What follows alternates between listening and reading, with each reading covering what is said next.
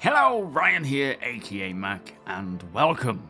Cloud Imperium are still pushing very hard with Alpha 4.0, with 2 new patches again since my last video. As always, a huge thank you to all of my patrons and channel members, and again to all of my new channel members. There are too many of you to mention individually, but I appreciate you all. Thank you so much for the support. So, Cloud Imperium are continuing to release patch after patch of the StarCitizen 4.0 build, bringing very significant updates and changes each time. Now, they are not slowing down, and I truly feel that they are determined to release 4.0 to live this year, for better or worse. Now, unfortunately, I have not been able to try either of these builds with how my work days and free time fell. We may check out the EPTU today on stream, but we might not. More on that soon. Now, yesterday, early in the morning, a new build hit the EPTU, and this time the server config was slightly updated again, with 4 servers for Stanton like the previous build, but this time having 6 servers to handle Pyro instead, and again 500 players on the mesh. Now, I am assuming they saw what a difference the 44500 config had, and decided to see if 6 servers for Pyro would help to alleviate any of the bottlenecks or any of the problems. Also, not today's build, but the build before that one contained further mission inclusions for hauling and handyman missions, and missions should properly abandon if the player leaves the shard. So very happy to see more missions getting hooked up with the mission refactor now complete, especially the handyman missions. I do love the idea of these, but also I suppose new hauling missions will be a great addition for the more daredevil haulers of Pyro, with the hauling missions being the current only missions using the dynamic mission system, so they should expose a ton more hauling missions available as you progress with Reputation. Anyway, let us look at the features and gameplay in the first build. This build was released early in the morning yesterday, so not the most recent one, the one before that. They have done further contested zone and Pyro space station lighting vis area polish. For AI, the quasi-grazers can now be detected on the radar. In gameplay, they have re-added ship ordnance like torpedoes, missiles, and bombs back to ship insurance claims, meaning you will now get your ship ordnance back when you claim your ship on insurance, which I think is a good idea right now. Obviously, with the price increase, that if your ship blew up, you'd have to spend hundreds of thousands, even millions, on just getting the ordnance back on your ship, versus if you had actually used it. But down the road, I suspect ordnance may have a similar insurance system going on where you can insure it and regain it upon death, but we will see what happens in the future. I think this is a good kind of temporary middle ground. Now, for the player inventories, backpacks have had their inventory sizes increased by 50%, as well as increasing the maximum dimensions that an item can be to store inside them to 90 centimeters on its longest side, which make them much bigger. Now, this means backpacks will have twice the amount of room in general, but also large items can be stored in them. I don't know what the previous size was, but so long as the longest size of whatever the item is that you're trying to store does not exceed 90 centimeters, it will fit. Now, personally, I am sure that this will be very helpful, but I think it needs to be a bit more accurate to the actual size of the backpack. So if you have a small backpack that's, say, for example, 60 centimeters in height, then the longest item that can fit should be 60 centimeters, whereas for a large backpack, if the backpack is, say, 90 to 100 centimeters or even 120 centimeters in length, then that should allow us to store items up to that size, as this would allow players to gauge what will fit simply by just seeing whether it looks like the item should fit or not. That's just my opinion, but in regards to armor, they have now decreased the Z inventory dimensions for all armor items by 50%. Not sure what Z inventory dimensions are. They have also decreased the occupancy volume for all armor items by 50%. I assume this means just the overall general size of it. They have decreased the occupancy volume for all armor items by 50% and decreased the maximum dimension items that can be in your leg and core armor to 0.2 times 0.2 times 0.19, it says. Now, I assume this means 2 by 2 by 19 centimeters, as they were using centimeters to determine the backpack size, but it doesn't specify. Either way, it looks as though they are making backpacks far more important, which may also have something to do with potentially a new support armor coming along that is designed to help with carrying and storing items. So when they introduce that, they are helpful but not too overpowered. But as always, with any balance, I like the idea of where they're going with it, the thinking of it, but whether the numbers are right or not, I don't know until I spend time playing it. Now finally, for this build in core tech, there are further client and server general performance optimizations, further level of detail performance optimizations, and inventory refactor backend changes, which says will help with many inventory and loot box related inconsistencies. So really happy to see more optimizations for inventories, as we know they're a bit of a red area for being problematic, but as we will hear with this next build, we probably won't see much of that improvement with the current build at all. There were also 20 more bug fixes, 4 client crashes fixed, 8 server crashes fixed, and a server deadlock fixed. Now, interestingly, for this build as well, they had a test running on one shard where players will spawn into their hangar instead of the hab when loading in. Now, this, they say, was to test how well loading into an instance works when joining a shard, and they say if you ran into any issues or have feedback, let them know in the release notes. Now, this is very interesting, and I really hope that these tests revealed much better results than when players just all spawn in their habs, as it could lead to Cloud Imperium granting permissions for players to choose to spawn in their hangars instead of their habs, which would be great, but at this time, I will have to await more information on how that went and where this may lead. Now, on to the most recent build, which released almost 2 o'clock in the morning here in the UK, and prior to this build releasing, it was mentioned that they are testing some very big networking changes to see if they are viable for tonight's build.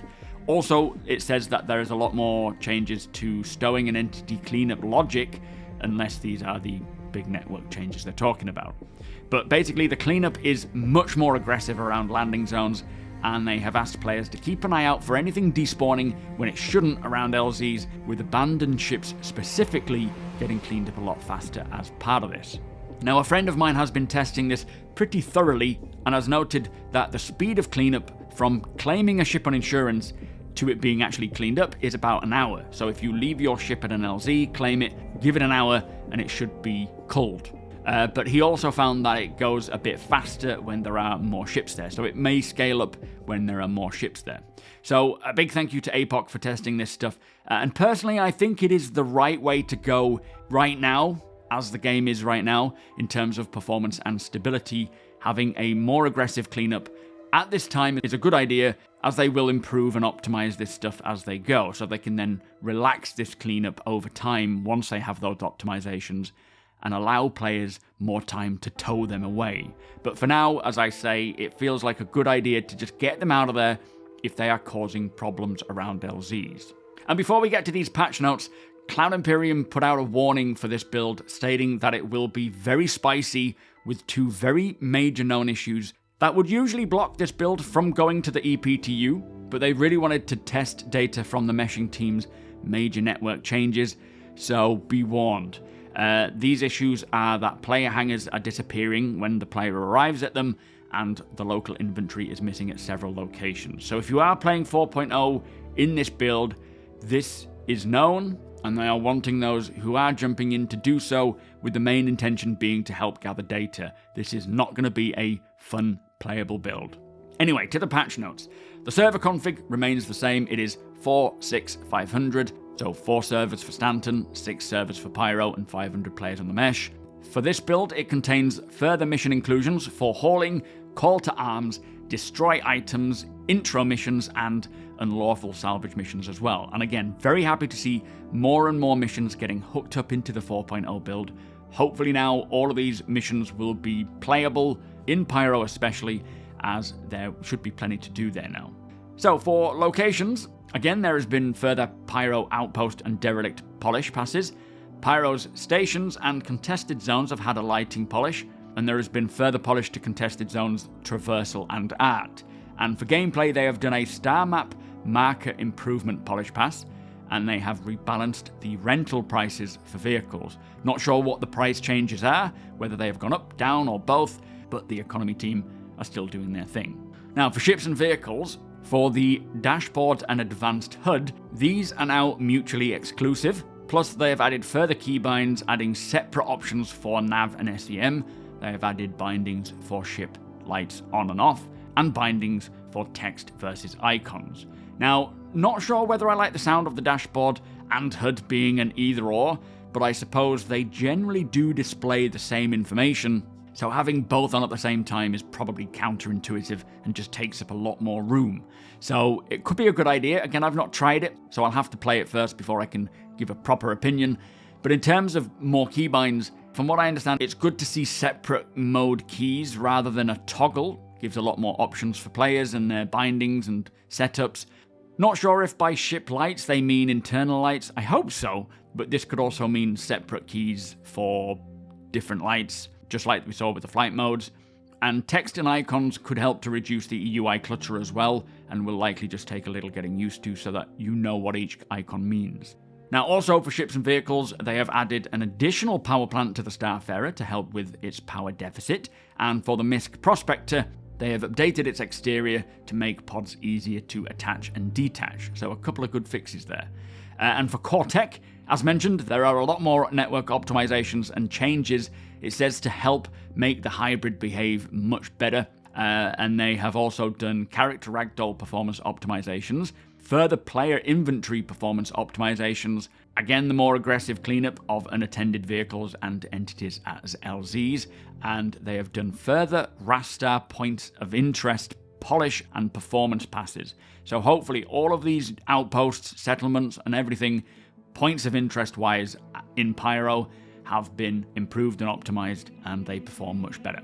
Now for this build there were 31 bug fixes, 6 client crashes fixed, 5 server crashes fixed, and a server deadlock fix. So there are some pretty major things going on right now with optimizations, performance and testing, so many back-end services and processes to see what results they yield. Things are really moving fast, and I look forward to seeing what all of the results are from these changes, and hopefully it means 4.0 can be super solid from the offset and just improve from its release. Talking of which, many ask me, when do I think 4.0 will release? Of course, nobody knows. CIG probably don't even know themselves just yet. It is really dependent on each patch and how that reacts to the wider audiences. It is all guesswork, so take that as you will from anyone telling you what they think it is. Inside Star Citizen this week being a patch report episode doesn't mean that 4.0 will go live at the end of the week, as these patch reports are always done on the run-up to a release of a patch. It could still come next year, regardless of what show they're putting out. But if I were to guess, I would say end of week for an open PTU, potentially a live candidate left on the ePTU for the weekend, and if all goes well, they will push it to live early next week and use the remainder of the time to fix and improve any problems that arise from the much greater player base on the live servers versus the PTUs. But as much as the majority of the team will be on holiday, they often have a skeleton crew on hand to keep an eye on things. But we will see what happens. They are obviously determined to release 4.0 this year to live, but this week and next will reveal whether that is possible or not, and I am certainly hoping so.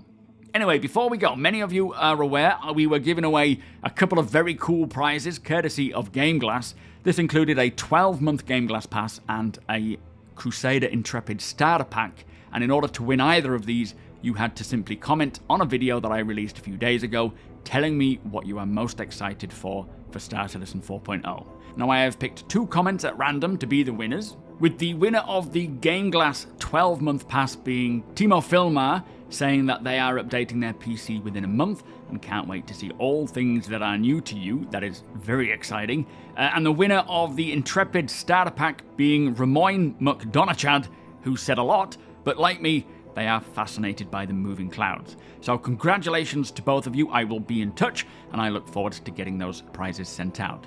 Now, do keep your eyes peeled, as there are many more giveaways to come, especially from GameGlass, as they gave me $300 to play with during the IAE. So we have some cool new ships to give away and game packages. We also have another 12-month GameGlass pass to give away. Not to mention, I've got quite a few from Cloud Imperium themselves, so make sure you are subscribed and following over on Twitch to be in with a chance of winning, and be sure to tick the notification bell so you don't miss out. But with that said, I will be sure to keep you all informed of any Star Citizen updates I'll also be streaming over at twitch.tv/SuperMacBrother today. The link is below.